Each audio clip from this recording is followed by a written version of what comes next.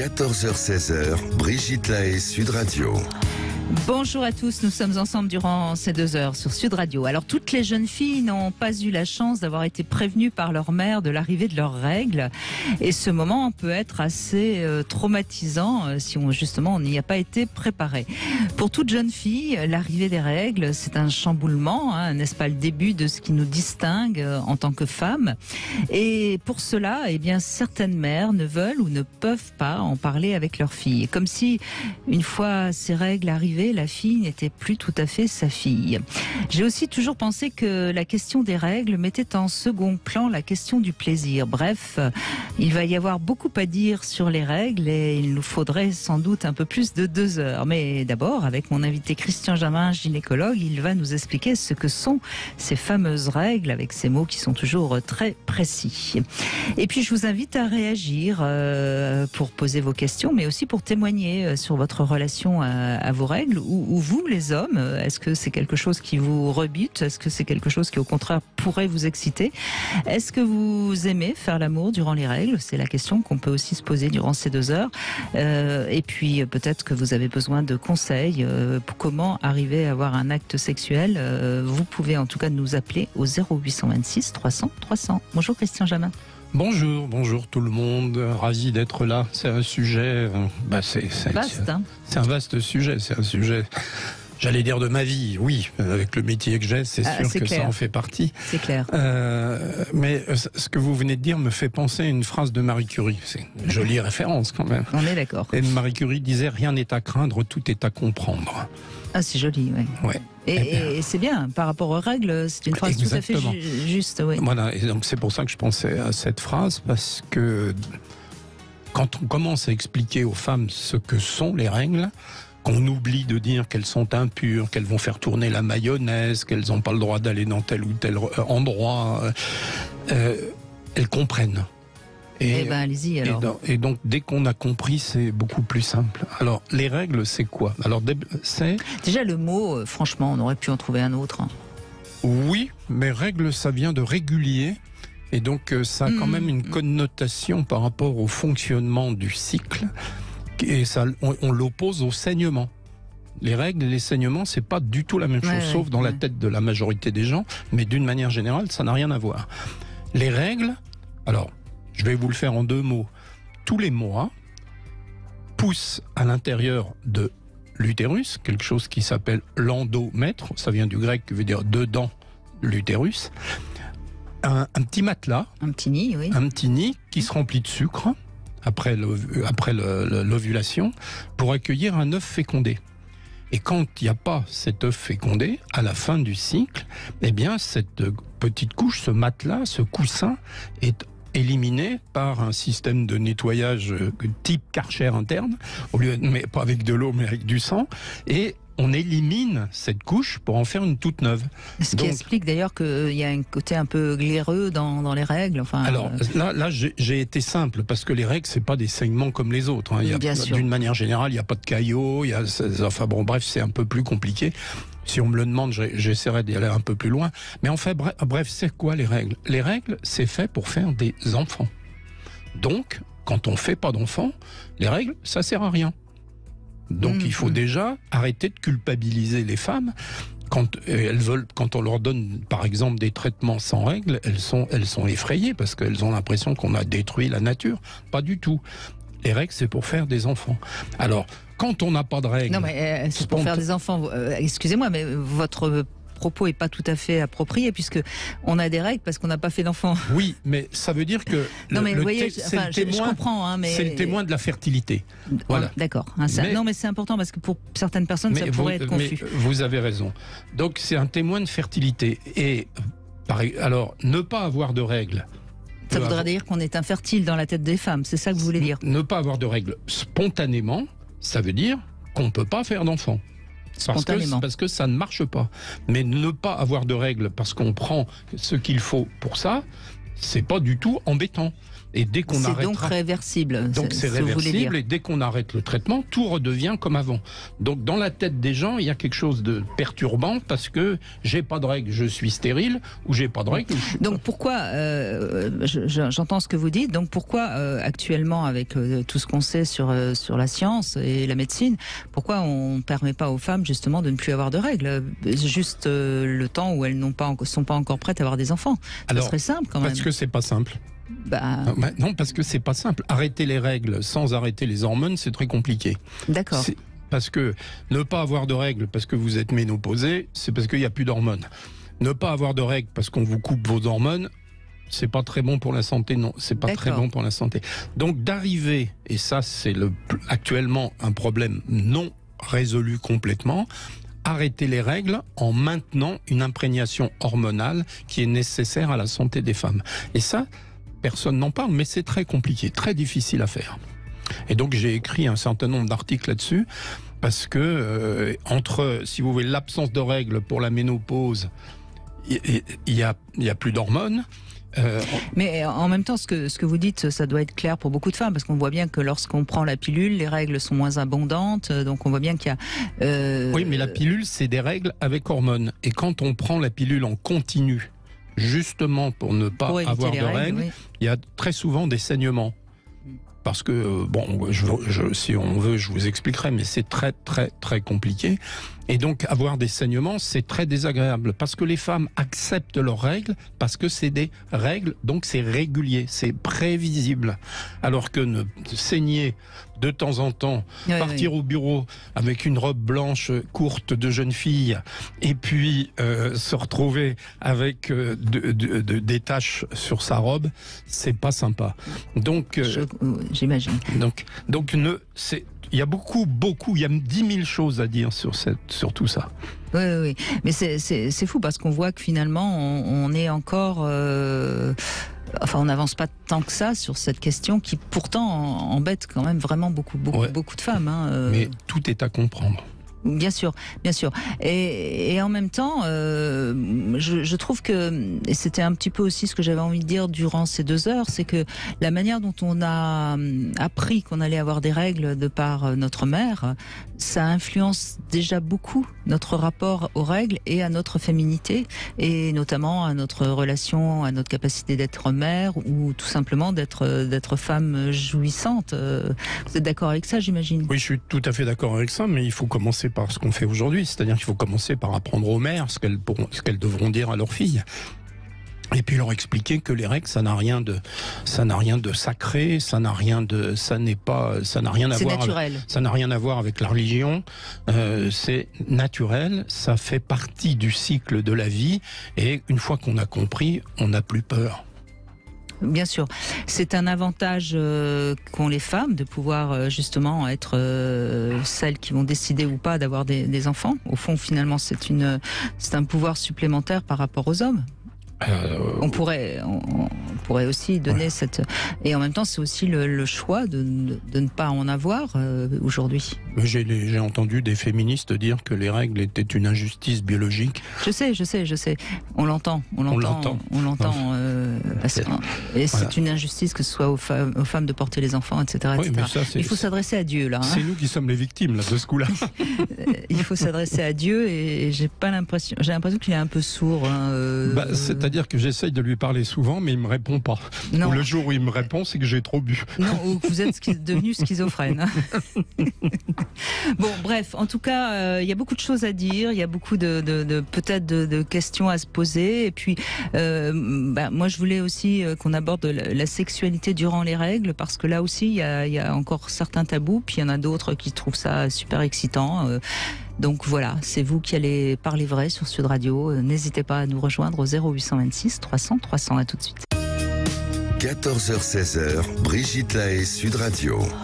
Nous sommes aujourd'hui avec Christian Jamin, nous évoquons les règles et puis la sexualité dans ces moments-là, parce que c'est vrai que là encore, on voit comment la religion a joué son rôle, puisque pendant ces moments-là, il faut pas faire l'amour, il faut attendre. Oui, il faut pas faire l'amour, faut pas aller à la mosquée, je crois.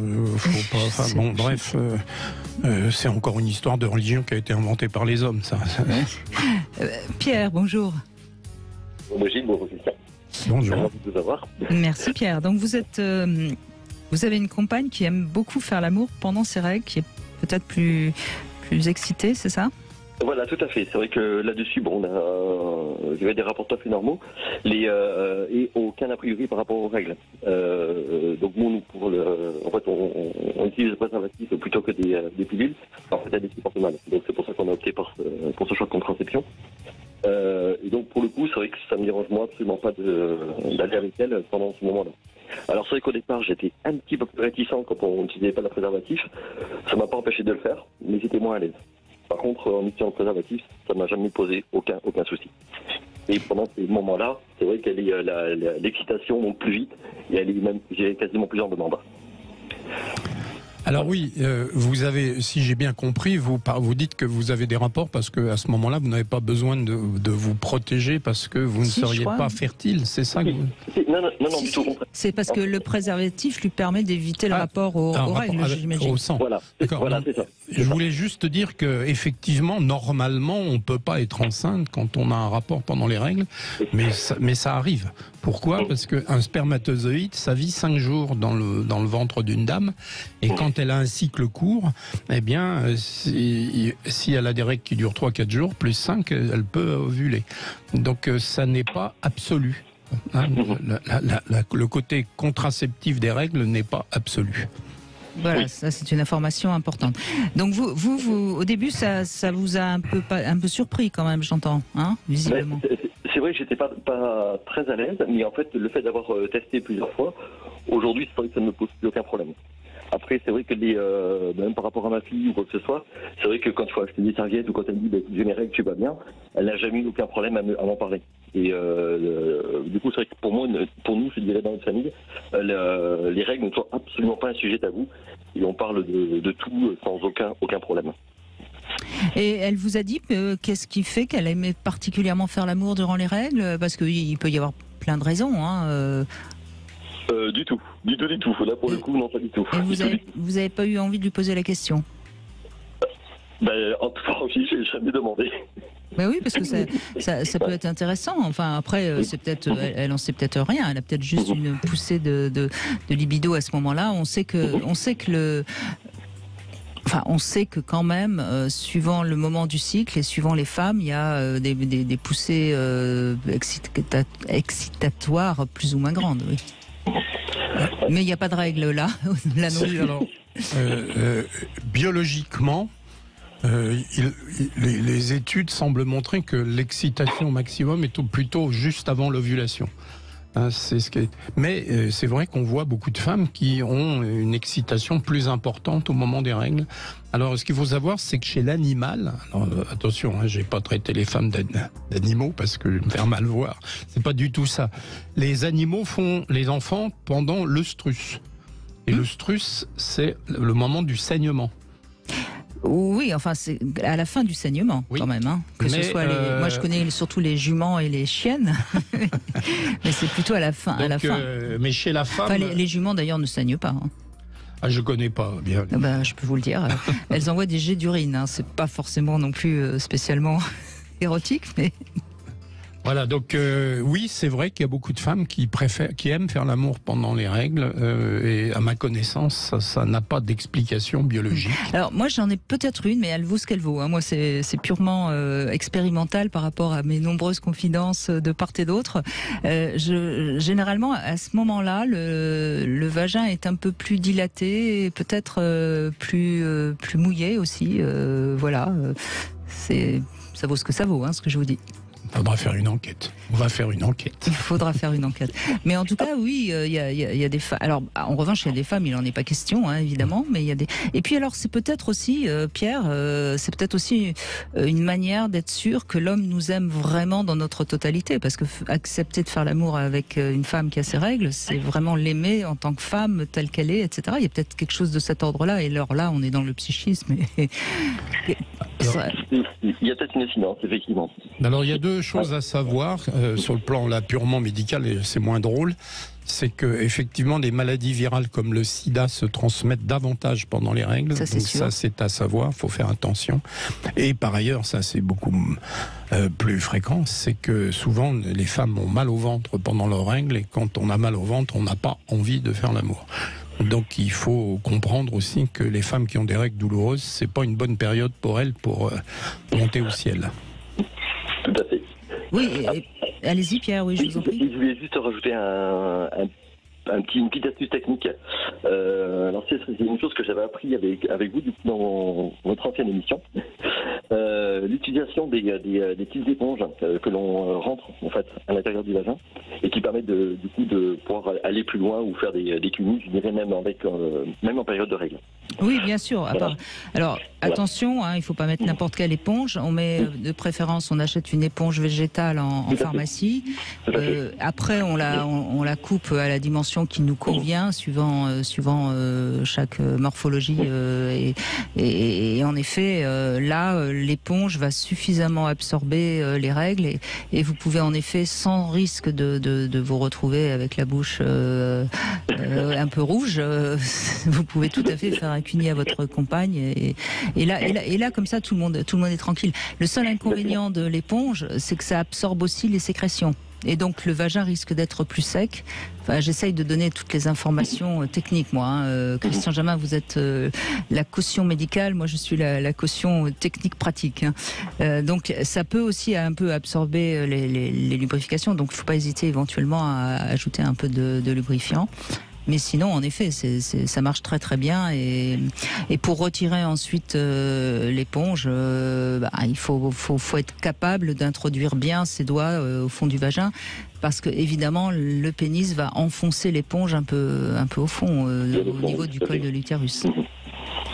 Voilà. Il n'y a pas de contre-indication médicale. Non, il n'y a pas de contre-indication médicale. Comme je le disais, il y a le respect de la femme qui, parfois, elle n'a pas envie parce qu'elle a mal au ventre. Il faut savoir l'écouter. Non, mais ça, c'est évident, oui, bien sûr. Oui, donc, mais il faut y penser. Et puis, non, sur le plan médical, il n'y a pas de contre-indication, sauf effectivement la contagiosité du sida à ce moment-là. Mais c'est en effet, de toute façon, toutes les personnes qui travaillent dans le sexe connaissent cette petite astuce, parce que c'est la meilleure manière de pouvoir avoir des relations sexuelles malgré les règles. Alors, les éponges perdues au fond, ça arrive, ça ? Ou les tampons d'ailleurs perdus au fond. Oui, quand on oublie. Quand on oublie. Et donc là, quand on s'en rend compte, il faut aller voir un médecin rapidement pour qu'il l'enlève. C'est très facile, c'est pas douloureux. Mais il faut pas laisser les germes.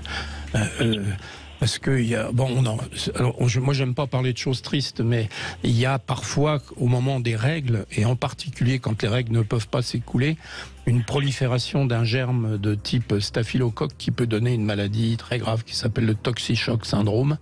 Donc, alors c'est rarissime, mais ça existe. Et donc, quand on se rend compte qu'on a un tampon ou une éponge qui est restée, il faut pas traîner, il faut le faire enlever. Bien sûr. Donc, ça paraît essentiel de savoir ce qu'on a mis dedans et ne pas oublier de le retirer. Mais c'est vrai que si on est un peu Alzheimer, il vaut peut-être mieux éviter l'éponge. Bon, je plaisante, Pierre. On met un petit post-it sur le ventre. Oui, c'est ça. Oui, c'est drôle, ça, oui. Donc, mais ce qui est intéressant, Pierre, c'est qu'on sent bien qu'au début, ça vous a un tout petit peu, peut-être pas gêné, mais en tout cas, vous vous êtes posé la question. Et puis, en fait, vous avez vu votre femme prenait du plaisir, et du coup... Tout à fait. Voilà. Mais au départ, je voudrais revenir à ce que vous disiez juste avant que je passe. Il y a vraiment toutes ces a priori religieuses. Moi, je suis issu d'une famille et une éducation extrêmement religieuse. Donc, j'ai dû dépasser, en fait, vraiment ça pour aller plus loin. Donc ça, je le rejoins, mais totalement. Et après, une fois qu'on a passé, c'est tout, on se fait s'approprier, puis tout va très bien. Quoi qu'on en dise, je suis désolée, ça reste encore un sujet un peu tabou. On le voit même dans les publicités pour les tampons. Enfin, on voit bien que c'est encore un truc. C'est quoi ça, Bark ? Donc c'est bien de faire une émission de 2 heures où on va libérer un petit peu les esprits. Rien n'est à craindre, tout est à comprendre. C'est vraiment là qu'il faut le dire, encore une fois, parce que le rejet des règles qu'on le vit de toutes les civilisations, c'est terrible, quoi, parce que c'est normal et c'est pas sale et on n'est pas impur quand on a ces règles. Et puis alors, moi je vais conclure là pour ce témoignage intéressant d'un homme qui justement a découvert le plaisir de faire l'amour à sa femme pendant les règles. Il y a tellement d'hommes qui ont envie de pratiquer la sodomie. Excusez-moi, il vaut peut-être mieux rencontrer des règles que autre chose. Hein. Bon, voilà, c'est dit. Merci Pierre. On fait une petite pause et on retrouve notre Sexy News. Réagissez et participez à l'émission au 0826 300 300. Brigitte Lahaie, Sud Radio. Brigitte Lahaie, Sud Radio, c'est l'instant Sexy News. Eh bien, Christian Jamin, nous avons le plaisir d'accueillir Soisic Belin en plein été, jeune fille en fleurs. Bonjour Soisic Belin. Nous sommes en juin, comme vous le dites. Ouais, vous pouvez aller la voir sur YouTube. Hein. Vous savez qu'on a dépassé les 800 000 abonnés sur YouTube. Hein. C'est un succès fou, comme quoi il faut parler vrai dans la vie pour remporter ce succès phénoménal. Donc, bonjour à tous nos abonnés YouTube. Oui, bonjour. Qui nous regardent maintenant ou en différé. Ou en différé. Ou en différé. Donc nous sommes en juin. Mais vous gardez votre robe en différé aussi. Oui, je la garde, j'enlève pas. Non, il n'y a pas de surprise. Il n'y en aura pas à la fin de la chronique non plus. Voilà, comme ça, tout est dit. C'est un mois déjà bien entamé, du mois de juin, qui est aussi appelé le mois des fiertés. Et le 24 juin aura lieu à Paris la Gay Pride. Alors je me suis intéressée à 2 ouvrages qui traitent et questionnent ce sujet du genre de manière assez étonnante et surtout provocante de par le choix des titres. Le premier... il est signé Léane Alestra. Léane est podcasteuse, créatrice du média Les Mécréantes. Elle est autrice et elle étudie le genre à l'université. Son livre est publié chez Lattès en mars dernier dans la collection Nouveau Jour et il s'intitule « Les hommes hétérosexuels, le sont-ils vraiment ?» Alors, avant de crier au scandale, il suffira d'ouvrir son livre pour comprendre que derrière un titre clash se cache une véritable réflexion nécessaire, à mon sens, sur la notion de virilité associée à l'hétérosexualité masculine. Une virilité qui vacillerait, je mets volontairement du conditionnel, dès lors que certains codes virils ne seraient pas respectés. Donc, on parle des injonctions masculines dans ce livre, des injonctions sociétales masculines qui les obligeraient consciemment ou inconsciemment à se comporter d'une certaine manière. C'est l'occasion de faire un retour dans le passé lointain et très lointain, retour au Moyen-Âge pour parler d'arrangement matrimonial et puis au 19e pour évoquer le basculement dans le mariage d'amour instauré par la bourgeoisie pour contrer, se démarquer des mœurs de la noblesse. Le mariage n'est plus une stratégie économique, une liaison à la seule fin reproductive, il est aussi le témoignage de sentiments profonds entre 2 êtres, en l'occurrence un homme et une femme. Et c'est cela que questionne Léane. Les hommes aiment-ils véritablement les femmes ? Qu'est-ce qu'ils aiment chez les femmes ? Sommes-nous véritablement faits pour nous aimer ? Hommes et femmes, ou la femme n'est-elle pas finalement un trophée, un objet de désir à ne pas confondre avec amour, qui permettrait aux hommes de se challenger et de s'aimer entre eux ? Autrement dit, la femme n'est-elle pas un faire-valoir dans une sorte de comédie humaine où seuls les hommes sauraient véritablement s'apprécier entre eux ? Alors oui, hommes et femmes, nous sommes différents, c'est le postulat de base pour comprendre cette réflexion, différents pour tout un tas de raisons, biologiques mais aussi culturelles, et il y a, vous le répétez souvent Brigitte, un exemple tout simple, les hommes regardent, c'est là que se situe l'excitation, l'ébauche du désir, et la femme se laisse regarder, passive ou active dans le cas où elle en joue. Alors si la femme a besoin du regard de l'homme pour se situer, l'homme lui a besoin du regard d'un autre homme, le bro, comme on dit, le frère, l'ami. Impossible de ne pas lentement glisser vers une explication ce qu'elle appelle des boys clubs, des pick-up artistes et tous ces coachs en séduction, des coachs en amour qui prodiguent des conseils variés sur des techniques de séduction. Et le résultat n'est pas finalement la jouissance finale, ne réside pas tant dans la création du couple, mais dans le partage avec les copains qui suit la mise en couple ou la partie de jambes en l'air pour les plus pragmatiques. Elle cite un exemple, une phrase de Léo qui possède une chaîne YouTube de plus de 100 000 abonnés qui s'appelle Philogénie. Il dit « La séduction, c'est comme les finances, on n'obtient pas la fesse avec des gentillesses. » Bon, il est aussi très poète. Truffé d'exemples donc, et de statistiques, de résultats d'enquêtes sérieuses, Léane parvient à nous faire douter des fondements qui sont les nôtres et elle évoque le terme bromance. Alors qu'est-ce que la bromance ? Je la laisse nous l'expliquer. La bromance, c'est un terme qui est popularisé à la fin des années 90 pour décrire une relation entre 2 hommes qui s'identifient comme hétérosexuels, mais qui vivent une romance, une relation extrêmement intense, qui comprend de l'intimité, mais une intimité qui n'est pas sexuels, donc qui restent a priori plutôt platoniques du point de vue strictement sexuel. Ce qui est intéressant, c'est que pour la philosophe Judith Butler, le tabou originel avant le tabou de l'inceste, c'est le tabou de l'homosexualité. Et là, on voit que le terme bro devant romance vient servir de paravent pour éviter justement qu'on puisse penser qu'il s'agit d'un lien gay. Donc pour beaucoup d'intellectuels, la bromance, c'est un lien homo-romantique et non pas homosexuel qui ne peut pas s'assumer dans une société homophobe. Comment pourrait-on nier l'homoromantisme dans une société qui a dealé la religion pour y placer l'amour ? C'est aujourd'hui l'amour et non plus la religion qui répond à notre besoin de transcendance et d'élévation. Alors, en lisant son ouvrage, m'est venue une question.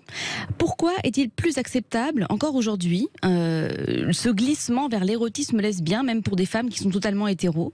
Pourquoi notre société a-t-elle un regard plus bienveillant à ce sujet qu'au sujet d'une expérience homosexuelle pour des hommes hétéros ? Je la laisse nous répondre. La différence fondamentale entre l'homophobie masculine et l'homophobie féminine, c'est que les hommes, on va leur demander de prouver toujours leur hétérosexualité pour prouver qu'ils sont bien des hommes, sans quoi ils sont ramenés à la figure d'altérité qui peut s'exprimer dans le fait d'être comparé à une femme, tu n'es pas une fillette, ou d'être comparé à un homme homosexuel, tu n'es pas un PD, tu n'es pas un gay. Pourquoi ? Parce qu'en fait, l'homophobie masculine repose sur du sexisme. Historiquement, ça s'explique. Et une anecdote que j'aime beaucoup raconter, c'est quand les créatrices du MLF ont déposé la germe au soldat, à la femme du soldat inconnu, eh bien, elles avaient une banderole avec marqué « Un homme sur deux est une femme ». Et les policiers ont cru qu'elle voulait dire par là « Un homme sur deux est gay », parce qu'il y a vraiment une confusion à ce niveau-là. Donc les hommes doivent réaffirmer leur hétérosexualité, sans quoi ils basculent dans l'infériorité. Alors que les lesbiennes, comme on les considère déjà inférieures, et comme on considère que les femmes ne sont pas intéressantes, eh bien finalement les lesbiennes ne sont pas intéressantes. Donc l'oppression va passer par l'invisibilisation et par le fait qu'on va les sursexualiser, puisque deux femmes ensemble, on va considérer que ça ne sert pas à grand chose, on va considérer que les femmes ne servent pas à grand chose sans le regard des hommes, et du coup s'il y a deux femmes qui sont ensemble, on va les sexualiser en imaginant un plan à trois, parce qu'il faut bien qu'elles se mettent au service d'une sexualité d'un autre homme, puisque à elles deux, on n'y voit pas l'intérêt en fait. Donc quelque part, les lesbiennes subissent à la fois le sexisme et l'homophobie, d'autant plus que les hommes gays, mais les hommes gays aussi subissent une forme de sexisme dans leur oppression. Alors je finirai sur un autre ouvrage, second livre dont je parlais, que le titre c'est PD, aux éditions du Point. C'est un ouvrage collectif coordonné par Florent Manelli. Ce sont des histoires personnelles, la petite histoire pour écrire la grande histoire, celle de la communauté gay qui comprend autant de parcours que d'individus, des vies sacrifiées parfois pour suivre une norme. Le récit de Camille Desombre, Mathieu Fouché est particulièrement touchant et elle raconte un parcours, un choix qui lui a coûté. Le but de cet ouvrage est donc de sensibiliser et de lutter contre l'homophobie encore présente. Et je terminerai donc sur cet extrait. PD, c'est le no man's land, un terrain vague laissé à l'abandon. Il y a tout à réinventer. Sur des ruines, on peut rêver sans limite, imaginer à l'infini, se nicher dans les interstices, y fabriquer de nouveaux mondes. Nous sommes des herbes folles, après tout. Voilà les deux livres dont je vous parle, enfin voilà, les deux livres que je vous conseille pour ce mois des fiertés. Qui n'ont a priori pas grand-chose à voir en fait. Non, pas grand-chose à voir, effectivement, si ce n'est qu'on questionne le genre, voilà. Oui, enfin bon, le livre PD, c'est peut-être un livre qui est intéressant dans le sens où ça permet à des personnes qui sont homosexuelles de s'y retrouver, de s'y reconnaître et de s'aider à assumer leur homosexualité. L'autre, intellectuellement, c'est assez brillant, mais ça tient pas tellement la route. Je savais que vous n'alliez pas aimer, Brigitte. C'est pas que j'aime pas ou que j'aime, ce qu'elle dit est brillant, mais ça tient pas la route, parce qu'il faut quand même se rappeler que d'abord les hommes ont une femme qu'ils adorent, c'est leur mère. Oui. Donc déjà, c'est difficile de dire que... Oui, mais ce n'est pas sexuel. Ce n'est pas sexuel, c'est une autre forme d'attachement. C'est un amour, effectivement, mais c'est pas un amour... Écoutez, on n'a pas dû avoir les mêmes rapports avec les hommes, parce que moi j'ai quand même eu l'impression que les hommes aimaient beaucoup faire l'amour avec une femme. Hein. C'est un peu mon vécu. Alors ça ne vaut que ce que vaut mon vécu, mais enfin... Non, je crois qu'il faut faire attention, parce que à force de vouloir prouver que les hommes ne sont pas vraiment ce qu'ils sont, on va finir par donner l'impression aux jeunes filles qu'un homme c'est rien, quoi. Et c'est dommage, parce qu'elles vont passer à côté de beaucoup de choses. Allez-y, Christian, bien sûr. Oui, moi le vrai débat, il est dans l'instinct par rapport à l'acquis. C'est-à-dire que est-ce qu'on est un homme par instinct, D'abord, l'instinct, ça existe. Il suffit de regarder. J'ai regardé grandir mon chien et j'ai rien à voir avec les femmes. Mais je veux dire simplement. C'est bien de le préciser. C'est bien de le préciser. Je vais me faire encore assassiner. Heureusement que c'est pas une chienne. Hein. Ce que je veux dire simplement, c'est qu'on est émerveillé par les comportements non appris. Donc l'instinct, ça existe. Et l'instinct sexuel, ça existe. Alors, est-ce qu'il a été modifié? J'ai développé cette théorie à plusieurs reprises par la verticalisation de l'individu et donc la perte de l'instinct olfactif. Peut-être. C'est pour ça que vous nous reniflez plus trop les fesses. Voilà. Mais par ailleurs, donc, l'acquis, ça existe. Alors, d'abord, il y a des gens qui ont des instincts différents, et puis il y a l'acquis qui module l'instinct tout au long de la vie. Et donc, le livre dont vous avez parlé en premier sont des gens qui veulent faire disparaître l'instinct par l'acquis. C'est-à-dire qu'il n'y aurait que l'acquis qui existe et pas l'instinct. Et pas l'instinct. Donc, c'est embêtant. Je crois que malheureusement ou heureusement, bref, on a encore beaucoup de choses à apprendre. Dans aucun de ces débats, on ne fait la différence entre l'instinct et l'acquis. Quel type d'instinct? Et est-ce que l'acquis est capable de faire disparaître l'instinct lorsqu'il est déjà installé et fort? Et donc, pour moi, l'homo ou l'hétérosexualité rentre dans cette dualité et qui n'est pas traitée dans ce que vous avez dit. Oui, alors j'ai résumé qu'une partie du livre aussi, c'est peut-être de ma faute, il y a plein d'autres éléments. Non, mais c'est brillant. Son analyse est brillante et elle peut tout à fait convaincre beaucoup de gens qui nous écoutent et se dire elle a raison. Mais ça ne repose pas sur grand-chose. Ça ne repose que sur sa vision de ce qu'est un homme et sa vision qu'au fond tous les hommes pourraient être attirés par un autre homme. Certains peut-être se retiennent de tenter une expérience homosexuelle, contrairement aux femmes où on va mais les il y a beaucoup de femmes qui se retiennent aussi Non, mais vous avez dit peut-être, là, vous venez de dire peut-être. Oui, je dis peut-être. Donc peut-être. Donc oui. Peut-être, c'est une hypothèse. Oui. Donc quelle est la place?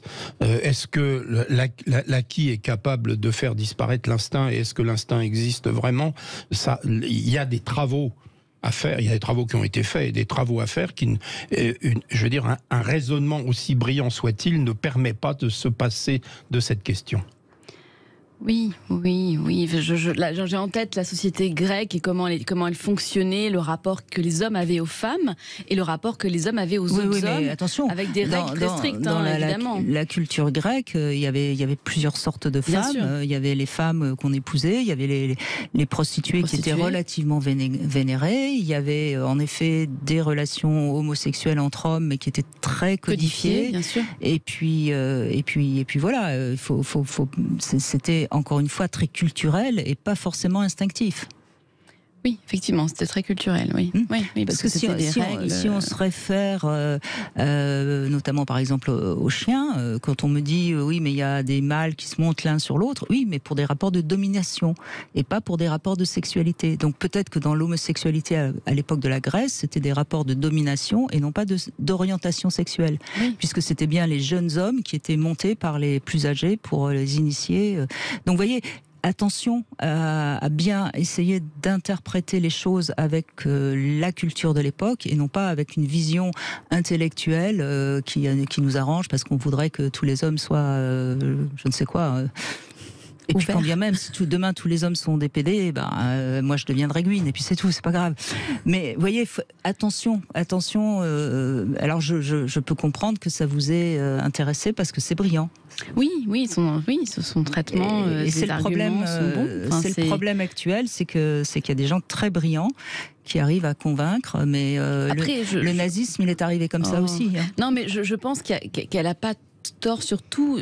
Ces pick-up artistes, je les connais, j'en ai fréquenté. Je vois bien qu'effectivement, leur fierté, c'est pas tant. Si, leur fierté, c'est de se taper une meuf, pour parler crûment, mais la véritable fierté réside pas dans l'acte qu'il y a eu avec cette meuf, mais c'est de l'après. Le fait de pouvoir s'en vanter auprès de ses pairs, auprès de leurs camarades, leurs collègues, etc. C'est là que réside la fierté. Et c'est ça qu'elle appelle... Parce que vous croyez qu'une femme, elle n'est pas heureuse de se présenter un soir avec le plus bel homme de la soirée ? Je sais pas, c'est pas... peut-être pas mon cas. Peut-être que moi, je C'est réfléchis peut-être pas votre comme cas, ça. mais Donc, je pense que beaucoup de femmes préfèrent se présenter avec un bel homme que. donc l'homme-objet existe autant que la femme-objet, finalement. Ben, on est fier d'être avec quelqu'un qui est beau, oui, ou Non, enfin, mais en tout cas qui a de la prestance. J'aime pas le terme beau. Mais aussi, le fait de sortir avec quelqu'un de beau représente du narcissisme pour celui qui le montre. Bien sûr. Hein. Donc oui, tout ça, ça existe, tout ça. Mais de là à réduire les comportements humains à des notions effectivement psychologiques, psychiques ou acquis, il y a encore beaucoup de travail avant de pouvoir l'affirmer. Au travail, alors. Bon, en tout cas, c'est un livre, redonnez l'auteur, si ça intéresse certaines. Léane Alestra, c'est les hommes hétéros, le sont-ils vraiment? C'est la thèse, et sinon l'autre, c'est un livre collectif qui s'appelle PD, aux éditions Point. Bon, eh ben on va faire une Voilà. petite pause et puis chacun pourra réagir s'il a envie sur le sujet, bien sûr. Et puis on se retrouve dans un instant et on revient sur les règles, bien sûr, au 0826 300 300. Pardon Hélène, Céline, pardon, on va pas faire les questions intimes, on vous retrouvera peut-être un autre jour. 14h-16h, Brigitte Lahaie, Sud Radio. Eh bien, on revient sur quelque chose qui est inné, les règles des femmes, avec Céline qui nous a rejoint. Bonjour Céline. Oui, bonjour Brigitte, bonjour Christian. Bonjour. Alors, vous n'êtes pas fan de rapports sexuels durant vos règles? Non, moi je ne suis pas fan, mais après ça dépend, je pense, du partenaire, parce que j'ai eu un partenaire qui, lui, ça ne le dérangeait pas, comme si il n'y avait rien du tout. Il a dit que c'était naturel, et en fait, il était tellement à l'aise avec, en fait, ça s'est fait, et là, ça ne m'a pas dérangé. Et est-ce que ça vous a permis d'accepter mieux, justement, le fait d'avoir des règles? Parce que quand ça dérange la femme, c'est souvent par rapport à, encore une fois, ce qu'elle en pense et ce qu'on lui a dit. Exactement. Avec ce partenaire, c'est vrai que ça ne me dérangeait pas d'avoir mes règles, mais maintenant je l'ai plus. Et effectivement, ça me dérange, effectivement, je suis gênée, j'ai du mal à accepter. Et pourquoi? Est-ce que... Parce que le partenaire que j'ai actuellement, ça le dérange, ça le gêne.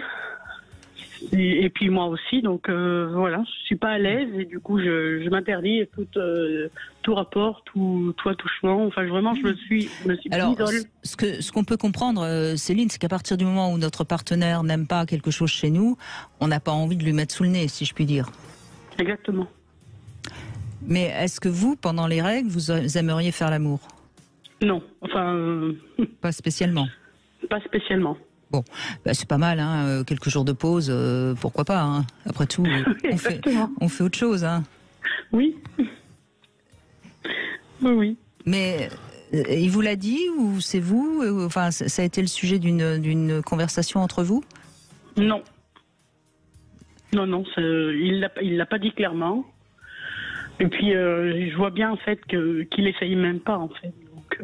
Donc c'est moi qui, peut-être, je pense qu'il ressent que je suis mal à l'aise et qu'il ne me cherche pas en fait. Il essaye même pas. C'est important votre témoignage parce qu'on voit bien encore le sujet tabou. Ce sujet tabou, oui, mais je veux dire, c'est la liberté aussi, ça. Bien sûr, mais... Donc il y a des femmes qui sont gênées de leurs règles, et donc elles se sentent pas dans une position de séduction, et donc elles attirent moins leur partenaire par leur propre comportement. Et puis il y a des hommes que ça n'excite pas, et les femmes le respectent. Moi, je suis toujours gêné par le refus de notre animalité. C'est-à-dire que on rejoint la conversation précédente, c'est-à-dire que nous avons une certaine animalité que Dieu merci, la société nous a permis de faire évoluer, mais c'est pas une raison pour la rejeter en bloc. C'est-à-dire que si on n'a pas envie, on n'a pas envie. Voilà, point. Oui, bien sûr, mais ce que je trouvais, c'est pour ça que je disais, c'est encore tabou, parce qu'on voit bien aussi bien Céline que son partenaire n'ont pas abordé clairement la question, alors que ça serait finalement assez simple de dire, écoute, voilà, on s'est rencontrés, est-ce que quand j'ai mes règles, ça te pose un problème, est-ce que ça t'en pose pas, et puis voilà, c'est facile ça devrait être assez simple d'en parler, quoi. normalement. Mais je pense, Céline, que vous faites partie de la majorité des gens qui n'abordent pas clairement cette question. Hein. Oui, non, j'aborde pas clairement cette question. Et c'est vrai que le partenaire que j'avais eu et que ça ne dérange pas, on en abordait, on arrivait à parler de tout. Il était beaucoup plus ouvert. Donc après, c'est moi qui vois les... Excusez-moi, je vous ai coupé, mais en fait, je vois les règles comme sales, en fait. Voilà, c'est sale. C'est sale. Pour moi, c'est d'avoir un rapport avec des règles, c'est sale, en fait. Voilà. Mais alors, c'est sale parce que ça va salir les draps ou parce que vous vous considérez comme sale? Parce que c'est pas la même chose. Eh ben, un peu des deux, en fait. Bon. Oui. Et c'est ça, c'est là-dessus, moi, je trouve, où on a encore beaucoup à avancer, Christian Jamin, pour que les femmes acceptent ce qui les font femmes, quoi. Parce que finalement, c'est pas sale, les règles, c'est pas comme d'ailleurs les sécrétions, comme les pertes, sauf quand évidemment il y a quelque chose il y a un germe ou quelque chose une infection, mais. Oui, justement, dans le sida, il y a quelque chose. Donc il y a le sang transmet, on le sait très bien que les transfusions transmettent. Hein, on le savait, on l'a payé assez cher. Donc évidemment, ça n'est, dans l'immense majorité des cas, ça n'est pas un problème. Mais moi, je suis tellement libéral que ça me gêne que l'on pense que il faille le faire. Mais j'ai pas dit ça. Évidemment que j'ai pas dit ça, mais je trouve dommage que Céline, quand vous avez vos règles, vous ayez une petite notion de quelque chose de sale qui sort de vous, quoi. Oui, une grande notion. C'est pas aussi bien, Julien, aussi bien pour le fait de voir, que ça risque de salir, que ça soit sale aussi. J'entends bien. Mais par exemple, quand vous transpirez, est-ce que vous avez la même réaction? Vous voyez, c'est pour ça que j'insiste beaucoup sur le fait que, au fond, c'est aussi ce qui fait que vous êtes femme, et c'est merveilleux d'être femme, quoi. C'est un peu ça que j'aurais envie de transmettre aujourd'hui à toutes celles qui écoutent. Au fond, vous avez eu des enfants? Oui. Si vous aviez pas eu de règles, vous auriez pas pu avoir d'enfants. Oui, mais il n'y a pas dans ma tête, moi, il n'y a pas de rapport. Il n'y a pas de rapport. Ça se pose pas. Le fait de respecter les règles et de comprendre, tel que j'ai essayé de l'expliquer, n'implique pas d'avoir forcément envie de faire l'amour pendant cette période. Mais j'ai pas dit ça. Je parle pas de faire l'amour. Je peux tout à fait comprendre qu'on n'ait pas envie de faire l'amour pendant ces règles. Je comprends tout à fait. Et je respecte ça. Et je respecte aussi celles qui adorent faire l'amour pendant les règles. Et tout va bien. Mais je trouve dommage qu'une partie de soi soit considérée comme sale. Oui, parce que en fait, quand même je veux marcher dans la rue et tout, je me considère comme ça, comme j'ai toujours, je me considère salie en fait, comme si tout le monde allait me regarder, comme si, voilà. Oui. Vous êtes pendant ce moment-là, vous êtes impur, quoi, au sens. Oui. Oui. Écoutez, espérons qu'on va avancer encore, parce qu'il n'y a rien de, c'est naturel, quoi. Oui, mais je me rends compte. Je sais bien que c'est naturel, oui. Et c'est important parce que plus on s'accepte dans sa féminité, plus on est à l'aise et on s'affirme en tant que femme, quoi. C'est ça que je pense qui est important. Oui, justement, ça va bien dans ce sens parce qu'en fait, j'ai du mal à m'affirmer en tant que femme. Voilà. Écoutez. Il faut tordre le cou à cette idée-là et puis peut-être supprimer cette injonction d'une femme qui a dû vous faire entendre ça dans votre tête quand vous étiez plus jeune. Moi, quand j'étais plus jeune, je savais pas du tout. J'étais complètement naïve et on m'en avait jamais parlé, en fait. Ah oui, donc vous avez eu ce traumatisme qu'elles arrivent justement sans que vous sachiez exactement ce qui se passe. Peut-être. Mais merci en tout cas Céline de ce témoignage, il y aurait beaucoup encore à dire et donc on va passer une deuxième heure à évoquer les règles avec vous au 0826 300 300. Et puis peut-être la devinette du jour, pourquoi les hommes préfèrent avoir une femme belle plutôt qu'intelligente? La réponse est après les infos. 14h-16h, Brigitte Lahaie, Sud Radio. Avec Christian Jamin, gynécologue, on évoque les règles. Si vous avez des questions précises à poser à Christian Jamin, n'hésitez pas puisqu'il est gynécologue. Et puis on évoque aussi les relations sexuelles durant les règles, pour, contre. Vous avez évidemment votre liberté, mais on vous invite évidemment à témoigner. Alors, petite devinette, pourquoi les hommes préfèrent avoir une belle femme plutôt qu'une femme intelligente, Christian Jamin? J'ai pas d'idée. On hésite là. On hésite là, oui. Eh ben, c'est tout simplement parce que les hommes sont dominés par la vue et puis qu'ils n'ont pas tellement tendance à penser beaucoup. Donc voilà, au moins si elle est belle, ils peuvent la regarder. On continue avec Charles qui est avec nous. Bonjour Charles. Oui, bonjour à vous deux. Bonjour. Donc vous êtes en couple depuis 3 ans, hein, c'est ça? Oui, c'est ça, 4 ans même. 4 ans, d'accord. Et votre compagne aimerait bien aussi avoir des relations sexuelles pendant les règles, mais vous n'avez pas envie, hein, c'est ça? Non. Enfin, oui, au début, ouais, mais pas en plein milieu, non. En fait, c'est comment dire, l'hémorragie est trop abondante, quoi. Oui, ça vous dérange, mais c'est votre libre arbitre et votre droit, hein, encore une fois. Oui, non, mais je préfère préciser qu'en soi, ça me dérange pas. Le truc, c'est que là, avec ma copine, c'est trop, en fait. Et après, ça fait que, en plus, ça fait beaucoup plus de ménage, quoi, si vous voyez ce que je veux dire. Même avec les serviettes, ça suffira pas. Oui, non, mais ça, il est évident que s'il y a des règles abondantes, il vaut mieux éviter de faire l'amour sur les draps en satin qu'on vient d'acheter. Oui, voilà. Mais non, c'est bien. C'est bien que vous l'ayez dit, parce qu'effectivement, j'avais dit que les douleurs pouvaient représenter un frein, mais c'est vrai aussi que le volume peut aussi représenter un frein pratique. À la fois pendant le rapport sexuel lui-même, parce que il y a beaucoup de liquide, et puis c'est vrai que pour le matelas, c'est pas une bonne idée. Donc, mais il y a des femmes qui ont des règles très abondantes et qui rendent les rapports quasi impossibles. Oui. Ouais, c'est surtout ça. Et c'est pas faute d'avoir essayé, mais non. C'est juste devenu pas possible. Oui, et puis on peut aussi comprendre que la vue du sang, même si je sais que c'est pas que du sang, hein, mais ça peut aussi un peu freiner et couper son excitation. Enfin, je veux dire tout ça. Pour ma part, ce serait plus l'odeur de fer que ça sent. L'odeur du sang, quoi, en fait. Ce serait plus l'odeur qui serait gênante, plus que la vue, en fait.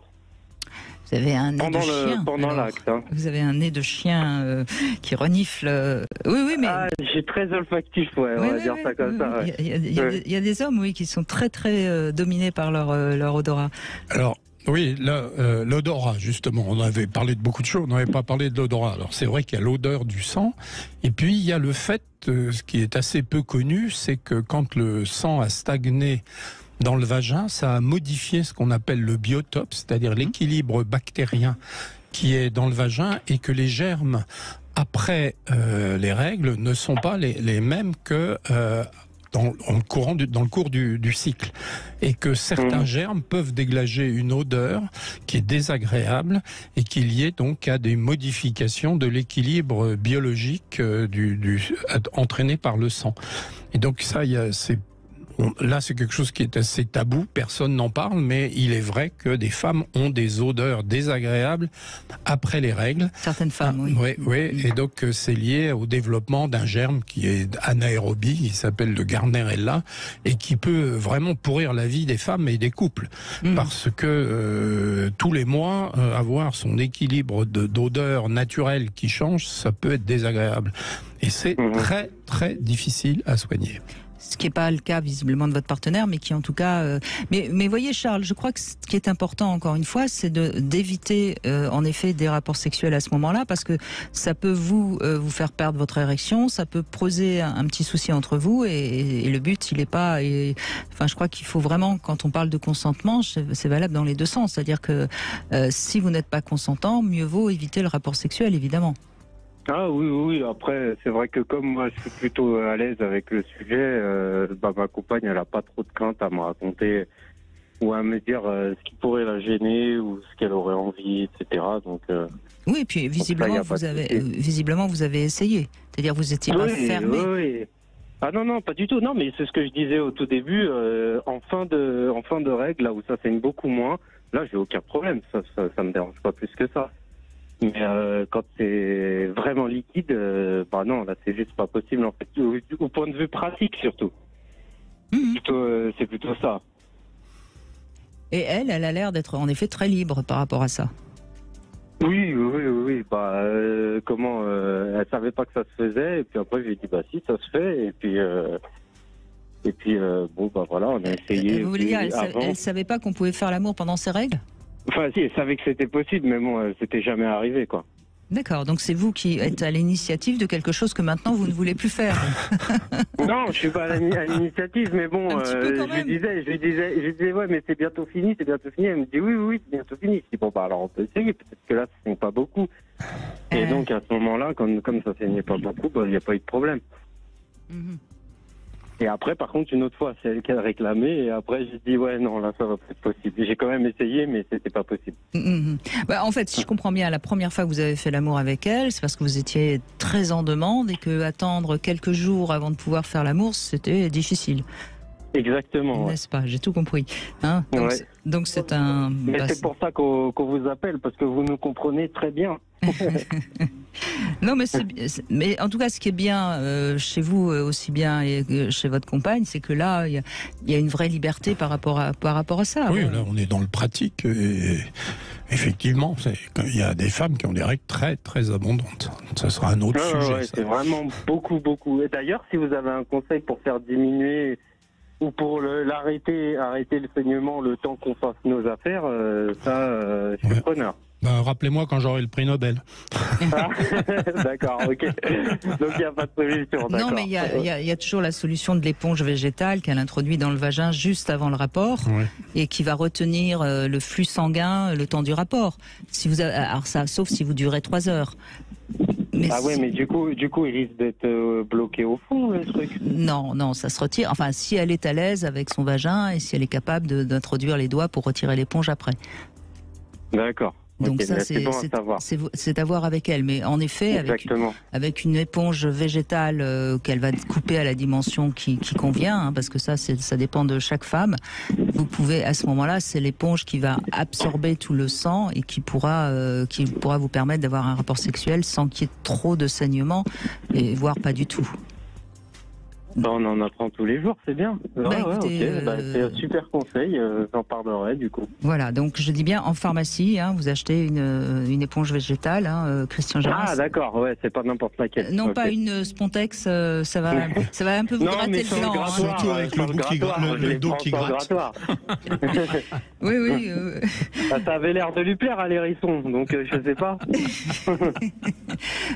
Je suis pas sûr que votre gland va apprécier. Ouais, moi non plus.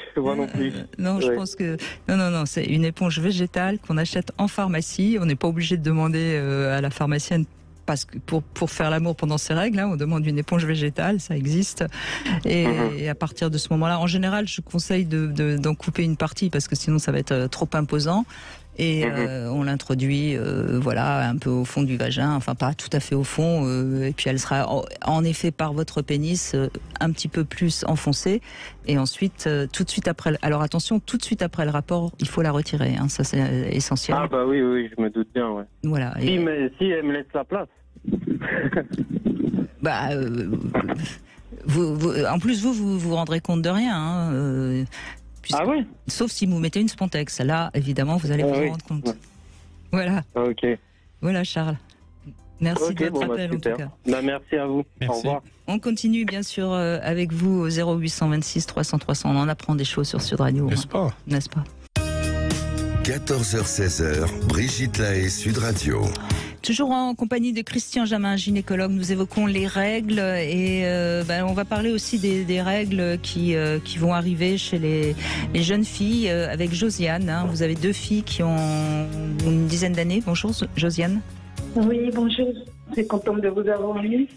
Merci beaucoup pour vos émissions. Merci Josiane. Allez-y, Christian Jamin vous écoute. Oui, je me permets de vous appeler parce que le sujet a fait tilt dans ma tête, que je suis en plein dedans. Ça fait depuis 5-6 mois, mes enfants, j'ai 2 filles de 10 ans qui se plaignent de douleurs au ventre. J'ai beau aller voir le médecin, il me dit que c'est parce que les règles approchent et que c'est normal. Donc, c'est tous les jours, quoi. Donc, je ne sais pas quoi faire. Et quand j'ai entendu l'émission, je me dis, c'est le moment de vous appeler, d'avoir des conseils et me préparer, parce que les filles ont peur. Elles disent, mais j'aurai du sang, est-ce que si ça arrive à l'école, comment je fais? Donc, beaucoup de questions qui nous laissent un peu perplexes. Alors déjà, les règles arrivent de plus en plus tôt chez les filles aujourd'hui. Oui, ça semble se tasser là, c'est-à-dire qu'on est passé de 16 à 11 ans, 10 ans et demi maintenant, mais ça ne descend plus, je crois. Mais c'est vrai que l'âge des premières règles a bougé, alors que l'âge de la ménopause, lui, n'a jamais bougé, semble-t-il. Oui, et vous expliquez ça comment? On a beaucoup dit que c'était nutritionnel, c'est-à-dire que les jeunes filles mangent plus de protéines tôt dans la vie, et donc elles ont une puberté plus tôt. Voilà, mais c'est vrai que ça semble marquer le pas.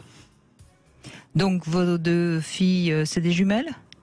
Non, pas du tout. J'ai une fille, moi, de 10 ans, mais de mon union avec mon nouveau compagnon qui a déjà une fille de 10 ans. D'accord. Donc, oui, parce que deux filles de 10 ans, à moins d'être une femme exceptionnelle, je ne vois pas comment vous auriez pu avoir deux filles sans que ce soit des jumelles. D'accord. Donc, elles ont le même âge et donc elles ont toutes les deux mal au ventre? Elles ont toutes les deux mal au ventre, elles sont au CM2 et passent au collège l'année prochaine et c'est vraiment constant, quoi. C'est le matin au réveil ou le soir, c'est à tout moment. Et c'est vous qui leur avez parlé de l'arrivée probable bientôt des règles?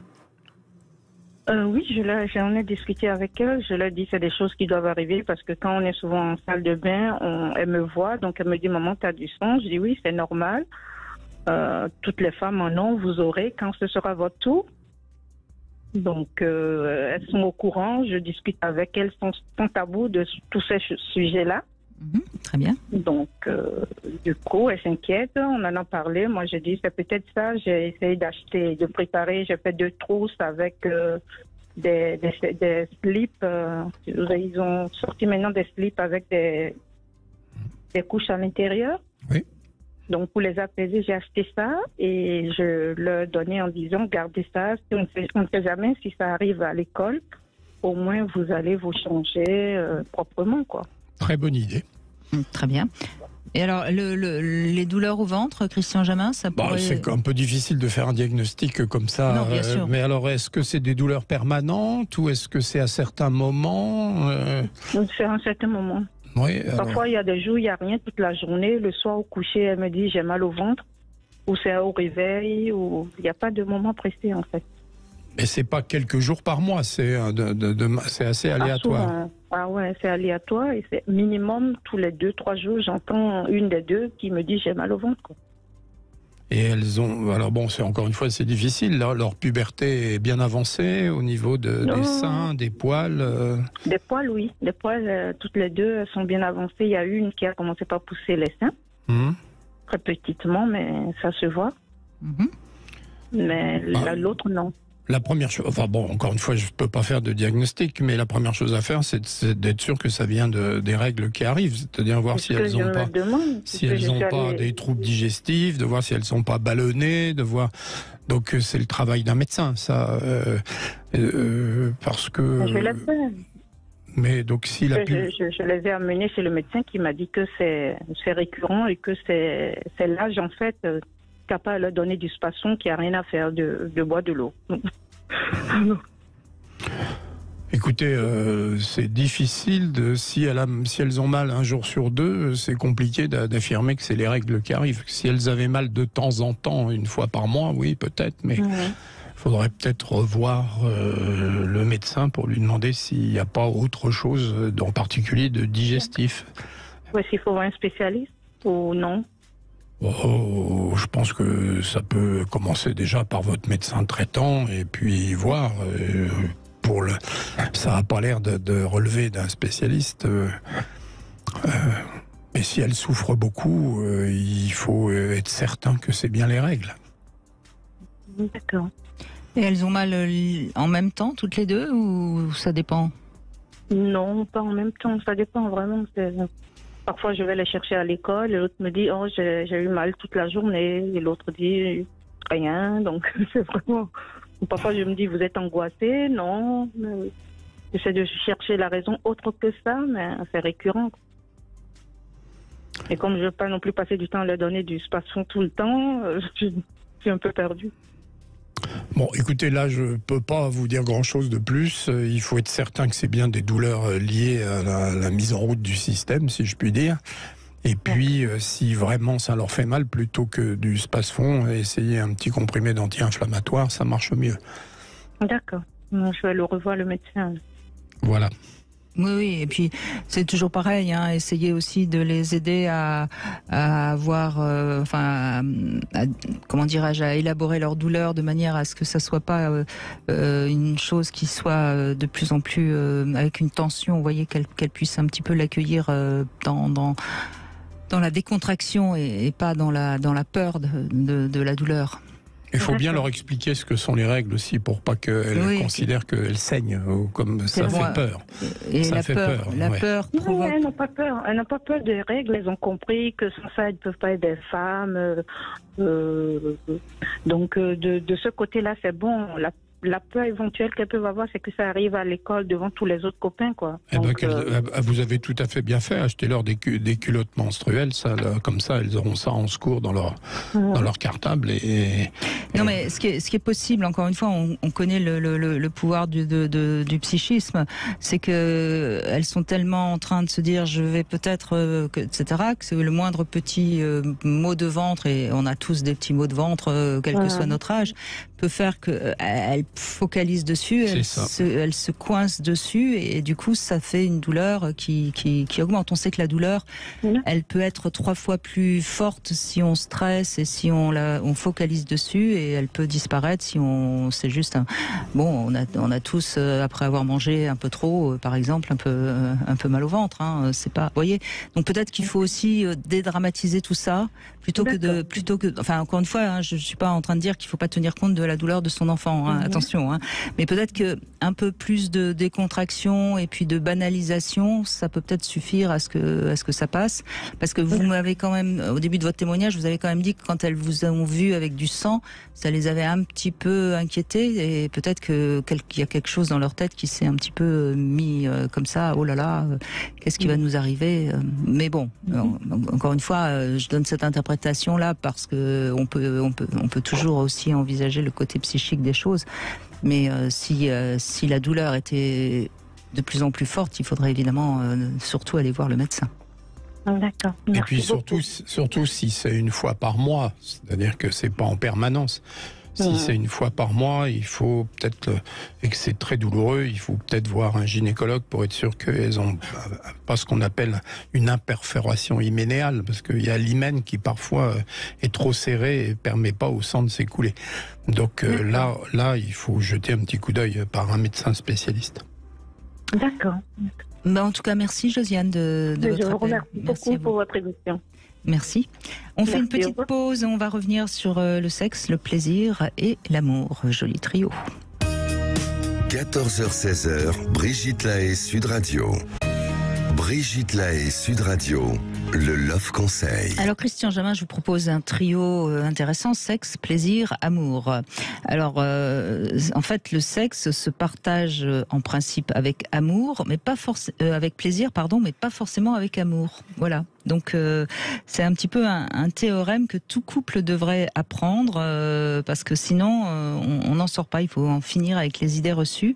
Une femme peut être très sexuelle, c'est pas pour autant qu'il faut la juger. Elle a le droit d'adorer faire l'amour parce que ça lui donne beaucoup de plaisir. Elle n'est pas obligée d'avoir des sentiments avec tous les hommes avec qui elle a envie de faire l'amour. Un homme peut avoir des inhibitions. Il peut ne vouloir faire l'amour que lorsqu'il est amoureux. C'est pas pour autant qu'il faut le juger peu viril. Il a tout à fait le droit. Et je crois que ce qui fait la qualité d'un ou d'une partenaire, eh bien, c'est son intelligence sexuelle. Et c'est quoi l'intelligence sexuelle? Vaste question. Je dirais que c'est la capacité à s'adapter à l'autre, à accepter ses propres désirs, mais aussi à respecter ses inhibitions. On a le droit, de pas aimer faire l'amour pendant les règles. Personne n'a à juger. Il faut être réceptif réceptif à ses demandes, à son plaisir, et puis oser également exprimer le sien. Et en général, on désire qui on aime, mais on n'aime pas forcément qui on désire. Ah, faut que je réfléchisse là. Je dis qu'on désire généralement quelqu'un qu'on aime, normalement, mais ça ne veut pas dire pour autant qu'on va forcément aimer quelqu'un qu'on désire. Oui. Oui, Vous êtes d'accord avec ça y est, ça ? j'ai compris. Voilà. Je suis un peu lent. Non, mais je crois que c'est vraiment important. L'intelligence sexuelle, ça existe aussi, et je pense qu'il y a vraiment plusieurs critères que je viens de nommer. Et c'est se respecter dans ses désirs, ses non-désirs, et puis savoir s'adapter, parce que chaque partenaire va être une réadaptation. Donc, il faut être capable de s'adapter. Oui, alors c'est un peu comme au tierce, c'est-à-dire on peut avoir les trois premiers, mais on peut aussi les avoir dans le désordre. Exactement. Vous gagnez moins si vous l'avez dans le désordre, mais vous pouvez aussi gagner. Alors, nous avons Elisa qui a testé ce stimulateur clitoridien Mini Coco de la marque Puissante, qu'on trouve bien sûr sur rudesplaisirs.com. Alors c'est une forme d'œuf avec un petit trou qui vibre. Bonjour Elisa. Bonjour Brigitte, bonjour Christian. Bonjour. Alors oui, vous êtes d'accord avec ma description, on pourrait dire ça ? Oui, alors c'est plus que de la vibration, c'est juste avec l'application de l'air. C'est ça, oui. C'est les fameux Womanizer qui avaient lancé ce genre de Voilà, c'est le même principe. De vibro. Alors visiblement, la première vitesse, on a l'impression qu'il ne se passe pas grand-chose, mais au fur et à mesure qu'on augmente l'intensité, ça commence à devenir un peu intensif. Oui, complètement. Vous avez 10 niveaux d'intensité. Alors pour moi, ça a été un petit peu compliqué la prise en main. C'est vrai que sa petite taille, et puis il est assez large quand on a une vulve un peu charnue comme la mienne. Donc c'est pas évident à mettre en place. Mais une fois que j'ai pu trouver comment le mettre, c'est vrai que c'est vraiment délicieux, quoi. Et puis c'est vraiment pratique avec les boutons plus, moins qui sont vraiment juste sous la main. Donc vraiment, on le dirige comme on a envie. Je pense qu'en fait, on doit avoir besoin de ces deux mains, il me semble. Une pour tenir l'objet, l'autre peut-être pour écarter les grandes lèvres, non ? Au début, oui, pour vraiment bien le mettre. Et en fait, moi, je me suis rendu compte que je l'utilisais mieux à l'envers. C'est-à-dire la partie la plus fine vers le bas. Ah oui, ça me paraît évident, oui. Alors que d'habitude, on les utilise plutôt dans l'autre sens, les stimulateurs clitoridiens. Oui, c'est pas bête, Elisa, bravo. Vous avez bien étudié la question. Oui, ça me paraît. J'ai testé, Brigitte, j'ai testé. C'est bien. Quand même, on peut compter sur elles. Oui. Elles sont formidables. C'est quand même difficile d'avoir une démonstration dans le magasin. Ah oui, complètement. Oui, mais vous avez raison, parce que si vous mettez le bout pointu vers le bas, obligatoirement, il va se poser mieux sur le pubis. Voilà, vraiment, il va moins glisser un peu entre les lèvres, et je peux le tenir juste avec la main. Oui. Et voilà, juste les petits appuis pour le déplacer là où c'est le mieux, et c'est beaucoup plus maniable comme ça, parce que je vous avoue que la première fois, ça avait été compliqué avant de découvrir qu'il était mieux à l'envers. En tout cas, c'est vraiment l'objet pour le clitoris, là en l'occurrence, voilà. En revanche, peut-être qu'il peut être plus intéressant quand même de laisser le bout pointu vers le haut si on l'utilise avec un partenaire. Oh, il est tellement petit, en fait, je pense que ça ne gênerait même pas. J'ai pas eu l'occasion de le tester, mais je le testerai, ça c'est clairement. Et d'ailleurs, je précise, c'est peut-être pas votre cas, Elisa, mais je précise pour les femmes qui nous écoutent, il y a de plus en plus de jeunes femmes qui n'hésitent pas à utiliser un vibromasseur lors des rapports sexuels avec un partenaire. Et c'est très bien, parce que ça augmente le plaisir. C'est complètement mon cas. Eh bien, bravo. Parce que ça augmente le plaisir de la femme, et donc l'homme est plus heureux parce qu'il voit sa femme qui prend du plaisir, et puis tout le monde est content. Oui, et surtout avec un stimulateur clitoridien, en fait. C'est vrai que moi, avec la pénétration, je vais avoir beaucoup de plaisir, mais je n'atteindrai pas l'orgasme. Tandis que là, donc, pour atteindre l'orgasme, j'étais obligée donc de me caresser en même temps, et c'est vrai qu'avec un stimulateur clitoridien, c'est vraiment l'autoroute du bonheur. Voilà. On positionne et puis c'est tout le boulot. Et je pense que ce genre de petit objet, justement, peut être assez pratique pour oui, complètement. Pour être un petit plus lors d'un rapport sexuel. On peut facilement l'emmener. Il a sa petite pochette. En plus, j'ai trouvé ça génial. Hein. Il a une petite pochette où on le met dedans pour le transporter facilement. Et c'est vrai que c'est super pratique. Ah oui, une petite pochette en toile, oui. Oui, puis il est assez discret, il se recharge évidemment comme toujours. Avec un port USB, il a son petit câble à lui. Je trouve juste un peu cher, alors c'est pas votre problème puisque c'est rue des Plaisirs et Sud Radio qui vous l'ont offert, mais 89 €, je trouve que 89 €, pardon, je trouve que c'est relativement bon, mais en même temps. Après, j'ai eu l'occasion de tester des simulateurs clitoridiens d'entrée de gamme comme le Satisfyer par exemple. Et je trouve quand même que l'aspiration, la succion est différente quand même. Oui, il y a plus un efficace. Cran au-dessus quand même, plus efficace. D'accord, donc c'est vrai que en fait, on paye la qualité. Oui, je pense. D'accord, écoutez, très bien. Alors quelle note vous lui donnez, Elisa, à ce stimulateur clitoris? Un 8,5. Un 8,5, voilà, une fois la prise en main, une fois la déception de la prise en main passée, c'est vrai qu'il est très très bien Alors 45 minutes d'autonomie, donc c'est pas mal, et 100% waterproof. Évidemment. Écoutez, qu'est-ce qu'on peut demander de plus Merci en tout cas Elisa. Donc ce stimulateur clitoris mini Coco de la marque Puissante, vous pouvez le retrouver sur l'enseigne rue-des-plaisirs.com. Merci beaucoup Elisa. Et puis on continue avec Randall qui est avec nous. Bonjour. Bonjour Brigitte, bonjour. Je n'ai pas retenu le prénom de Christian. Monsieur Christian Jamin. Excusez-moi Christian. Bonjour. Bonjour. Alors c'est intéressant parce que vous êtes thérapeute de couple et donc également sexothérapeute et vous abordez ce sujet des règles souvent. Alors quelle est votre impression, vous? Mon impression est qu'il y a vraiment une mixité sur ce sujet, des gens avec qui ça ne pose absolument aucun problème, et ça ne pose pas de problème parce qu'il y a énormément de communication, c'est-à-dire que par exemple quand madame a ses règles, elle en informe monsieur, elle prend des douches, elle prévoit, voilà. J'écoutais tout à l'heure qu'est-ce qu'il y a comme technique pour arrêter le sang. Cette personne et plusieurs d'autres m'ont expliqué, j'ai testé aussi, qu'il fallait à peu près un quart d'heure, 20 minutes avant les rapports, prendre une douche ou un bain.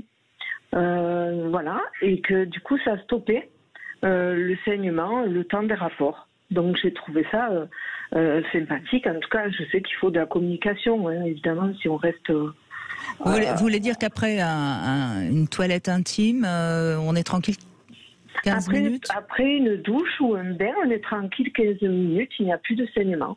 Et j'ai testé, donc je peux vous dire que ça marche. Donc peut-être que ça ne marche pas chez tout le monde, mais en tout cas, ça vaut le coup d'essayer.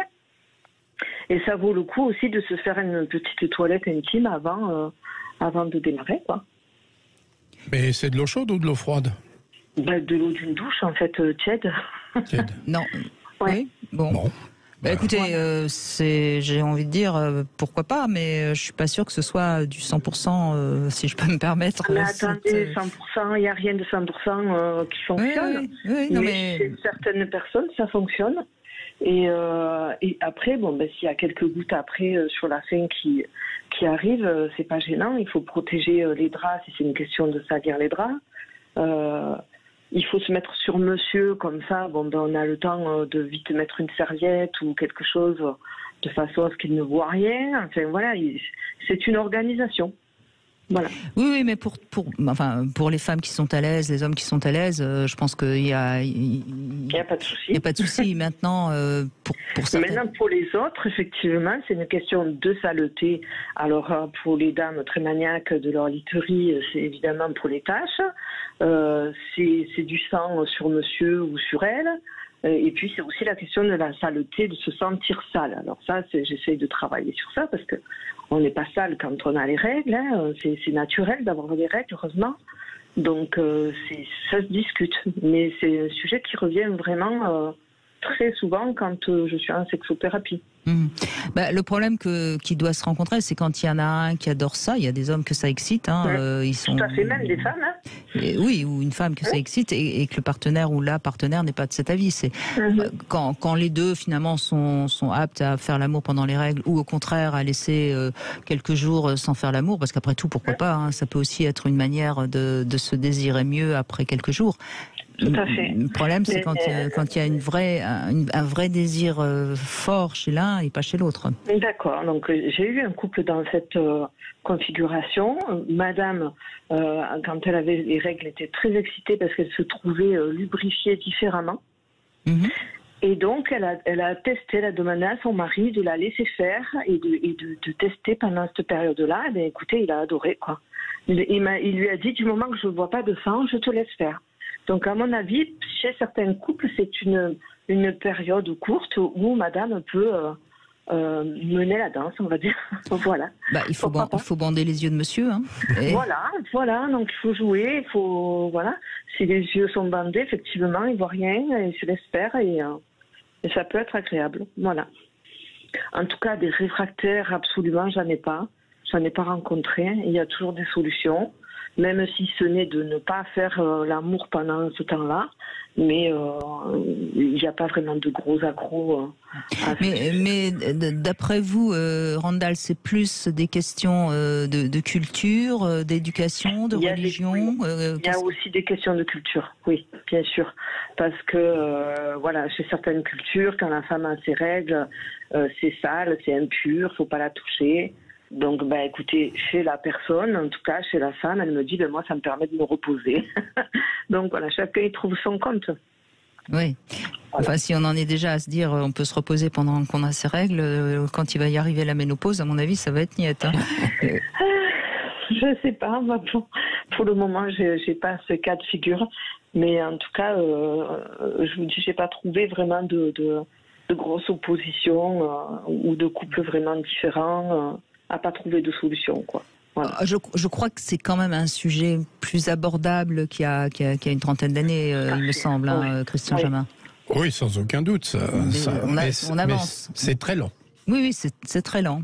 Mais c'est très lent et normal. J'ai des couples jeunes qui viennent au cabinet et c'est quelque chose qui est très bien abordé. Il n'y a pas de gêne du côté des messieurs, des jeunes. Je serais très curieux de savoir si on en parle à l'école ou pas, parce que normalement ça fait partie de l'éducation.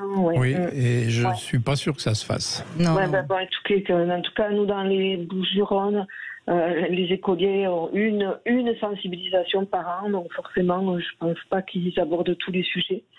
Donc c'est un autre sujet, l'éducation à la sexualité et tout ça. Donc bon. Oui, je pense que c'est pas dans tout. Il y a encore beaucoup à avancer sur ce sujet, évidemment. Merci Randall, en tout cas, d'avoir réagi. Brigitte. On va faire une petite pause, Christian Jamin, et on va conclure dans un instant sur Sud Radio avec vous, bien sûr, au 0826 300 300. À tout de suite. Réagissez et participez à l'émission au 0826 300 300. Brigitte Lahaie, Sud Radio. 14h-16h, Brigitte Lahaie, Sud Radio. Christian Jamin est avec nous, gynécologue. Vous nous avez bien expliqué en début d'émission ce qu'étaient les règles. Si vous avez loupé le début de l'émission, vous pouvez le réécouter en podcast. C'est, comme vous l'avez dit, mieux comprendre, c'est accepter, comme toujours. Voilà. On va conclure avec Fred, et c'est bien, on a eu beaucoup d'hommes qui ont appelé. Je suis sûre que les hommes sont beaucoup moins coincés avec la question des règles qu'on ne l'imagine. Bonjour Fred. Bonjour. Bonjour. Alors vous avez une petite anecdote à nous raconter, pardon. Oui, parce qu'en fait, on s'est rencontrés à la campagne, mais on était très distants, en fait. On avait 300 km entre nous, et donc on se voyait le week-end, et ça a duré plusieurs années. Et maintenant, on est définitivement ensemble, en fait, ce qui est bien. Et en fait, à ce moment-là, on n'avait pas trop le choix, en fait. Et lorsqu'on se voyait, on était tellement heureux de se voir qu'on se posait pas de questions. Avec ou sans, comme on se croisait des fois à mi-chemin, on prenait la serviette de l'hôtel, et c'est celle qu'on sacrifiait. Et voilà, lorsqu'elle avait ses règles, on s'est jamais vraiment posé de questions. C'est tellement naturel, en fait, que pour nous, que tout ce qui venait d'elle, je trouve ça beau en fait, voilà, pour faire simple. Et une fois, en fait, il m'est arrivé une anecdote qui est amusante. C'est chouette d'entendre ça. Ouais, c'est simple. Hein. Et en fait, une fois, il m'est arrivé une anecdote amusante parce que un soir, elle a vu que j'avais du sang dans la barbe. Elle a dit ouais là, je vais mettre un tampon parce que et donc elle prend un tampon et puis le lendemain matin. Vous lui aviez fait un cuni, j'imagine, hein? Ouais, un joli câlin. Et en fait, le matin, elle me dit ben non, j'ai mis un tampon pour rien. Et moi, j'ai regardé mon nez et tout, et puis j'ai réalisé que j'avais saigné du nez. Et en fait, on a éclaté de rire. Et on s'est permis de raconter cette histoire à nos amis. Puis je me suis dit, pourquoi pas la partager parce que elle nous fait tellement rien. Voilà. C'était nos aventures, voilà, comme on disait des fois, des Bloody Sunday. Non mais c'est drôle en effet, et ça montre cette liberté que vous avez tous les deux visiblement. L'essentiel, c'est qu'elle vous ait pas battu pour vous faire saigner du nez, quand même. Non, c'est pas le genre. Elle est trop douce.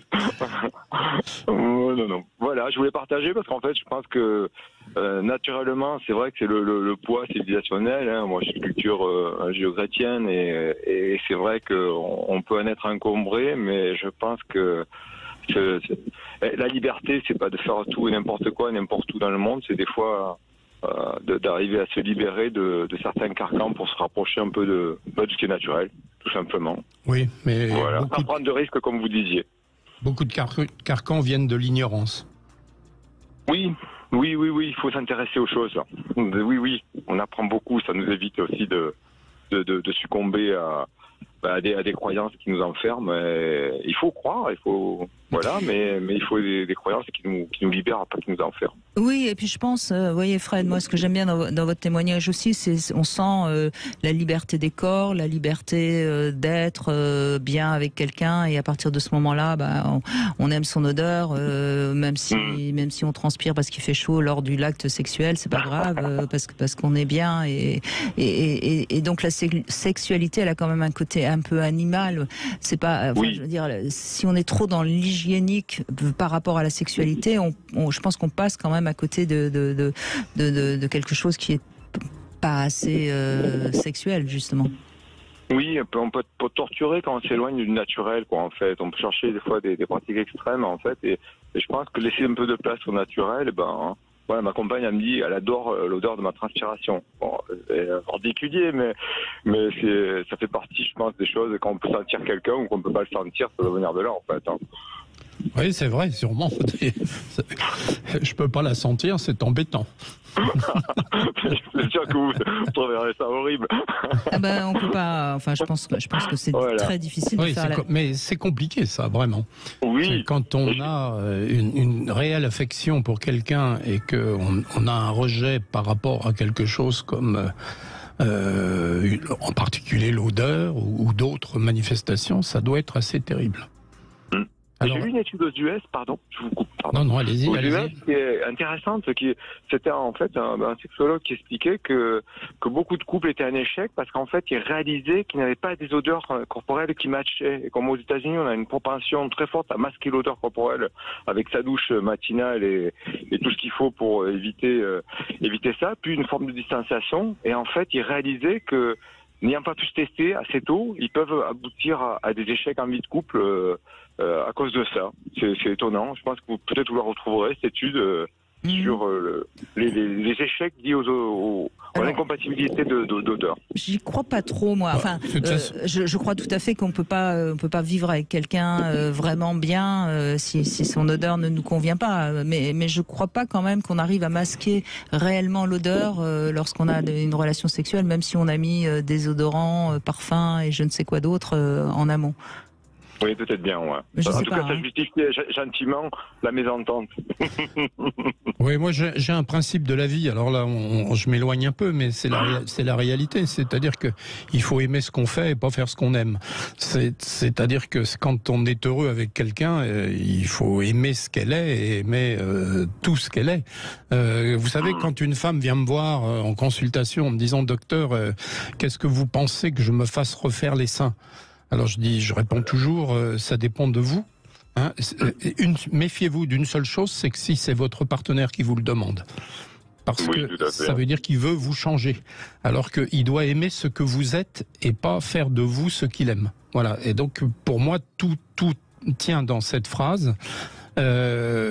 Parce que, encore une fois, on n'est pas là pour se mettre à l'image de ce que veut l'autre, mais il faut que ce soit l'autre qui aime votre image. C'est un peu... c'est comme ça que je vis et c'est comme ça que j'aime la vie. Oui, mais je pense que c'est une erreur. Souvent, quand on est jeune, on pense qu'il y a des choses qui vont pouvoir changer, qu'on va pouvoir moduler, réguler. En fait, c'est la grosse erreur des rencontres, des fois, de jeunesse. Mais nous, on s'est rencontrés à un âge où on n'avait plus rien à prouver et ça libère tellement, ça fait du bien. Oui, mais vous avez raison. Combien de fois j'entends des gens qui se plaignent que leur sexualité fonctionne pas et généralement, dès le début, ça ne fonctionnait pas. Et ça fonctionnera toujours pas parce que il y a c'est une alchimie qui ne s'explique pas d'ailleurs et je trouve ça très bien moi d'ailleurs. Je trouve que le jour où on expliquera de manière rationnelle pourquoi on aime quelqu'un, pourquoi on désire quelqu'un, je trouve que la vie sera pas très drôle. On sera avec des robots à ce moment-là. Ça sera commercialisé. Ça sera plus l'intelligence artificielle mais le physique artificiel. Voilà, mais je vous ai fait peur de notre petite expérience. De la nôtre, en fait, pas que la mienne. Donc, s'il y a du sang sur la barbe, vérifiez d'abord que ce ne soit pas votre nez qui a coulé. Tout à fait. Avant d'accuser madame. Mais bien que vous ne l'ayez pas accusée, j'ai bien compris. Non. Voilà. Mais merci, c'est toujours un plaisir de vous écouter. Merci. D'avoir participé, de nous avoir raconté cette petite anecdote. Oui, bon, c'est vrai que on a un petit peu comme ça fait avancer ce sujet qui est un sujet délicat. Mais je voudrais juste conclure. À quel âge une mère doit expliquer à sa fille qu'elle va avoir ses règles? C'est mieux que ce soit la mère que le père, de toute façon, je pense. Que pourquoi pas. Je pense que c'est quand les caractères sexuels apparaissent, c'est-à-dire que le premier, il y a la pilosité, il y a la pousse des seins, puis les règles en dernier. Donc on a le temps on a le temps et il faut expliquer pourquoi. Ce qui se passe, et pour pas que la jeune fille soit gênée par rapport à sa métamorphose.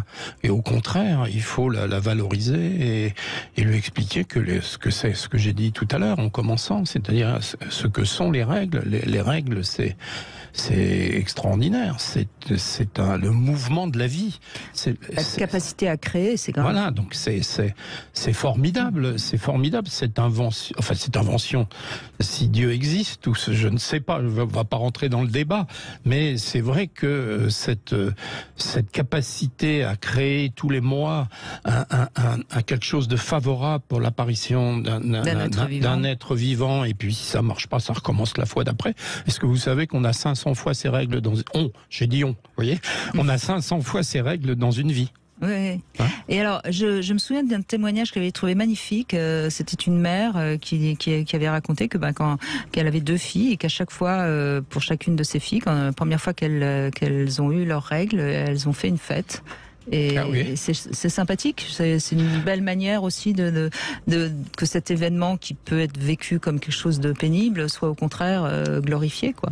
Oui, mais il faut le valoriser. Je crois que c'est important. C'est important, c'est toute la vie qui va en dépendre. Oui, toute la vie des femmes. Et il faut donc pas expliquer qu'il va falloir se cacher, qu'il va y avoir un problème aux toilettes. Oui, moi j'ai trouvé que l'idée tout à l'heure d'acheter une culotte menstruelle, c'est une très bonne idée. Et puis il faut expliquer qu'on rentre dans la vie, dans ce qu'elle a de plus merveilleux, c'est-à-dire la reproduction et l'amour qui va avec. Donc non, je trouve que c'est important de bien le faire et toute la vie, elle vous en saura gré. Merci beaucoup Christian Jamin, en tout cas de cet éclairage toujours pointu que vous nous apportez. Tout de suite vous retrouvez C'est votre avenir. Alors demain on est avec Yves Pslati, notre sexologue qui a inventé le terme de sexophile et sexophobe. On va y revenir justement demain. Comment deviner si on a affaire à un homme ou à une femme sexophile? Ce sera la réponse demain. Intéressant, hein? Intéressant.